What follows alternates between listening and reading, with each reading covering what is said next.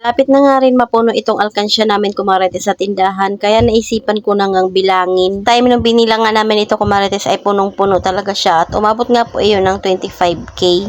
Ito hindi ko alam kung magkano yung aabutin kasi hindi nga siya masyadong puno. So 3 months mahigit pala namin itong ipon sa tindahan kumarites kasi nung nakaraan nagbukas na rin kami nung punong-puno na siya. Kaya ayan inumpisahan na nga naming bilangin. Tigto 200 pala yung ginawa namin dyan. Tig 10 peraso tapos yung isang linya naman ay 1,000.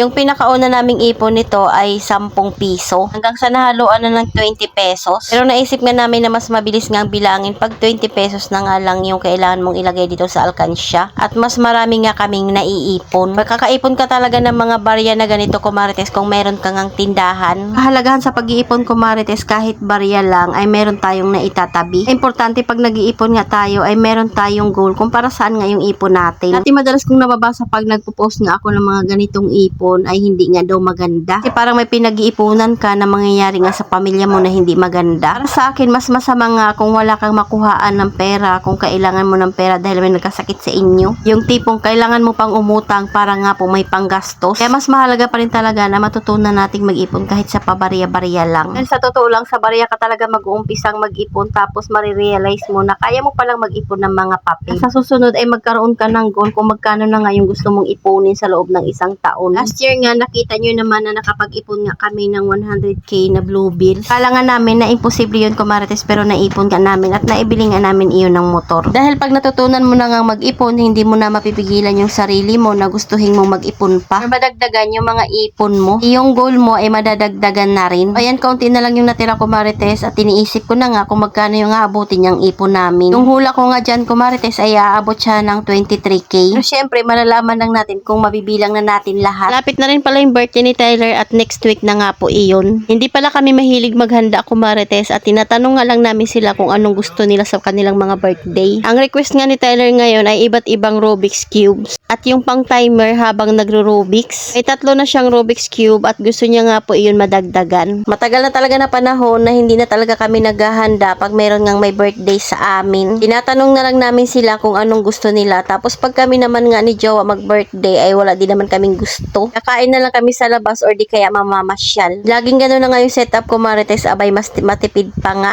Tapos hindi ka rin syempre pagod. Habang nilalagay nga ni Jowa yung barya dyan sa plastic, ako naman nga po ay nagtatali. Kayo kumarites, saan kayo madalas nagpapapalit pag may mga ganito nga kayong barya? Dati kasi ay may money changer nga na malapit dito sa amin pero ngayon nga po ay wala na. Dagdag pa naman ito ng tindahan ko marites pero dahil puno pa naman yung tindahan ko ay itatabi ko na nga muna ito at may paggagastusan nga rin kami. So hindi ko alam kung matutuloy nga ako ng pagsundo ko sa papa ko sa probinsya or siya na lang pupunta dito. Nakaipon tayo ng 21,000. Salamat sa panonood. Follow for more. God bless us.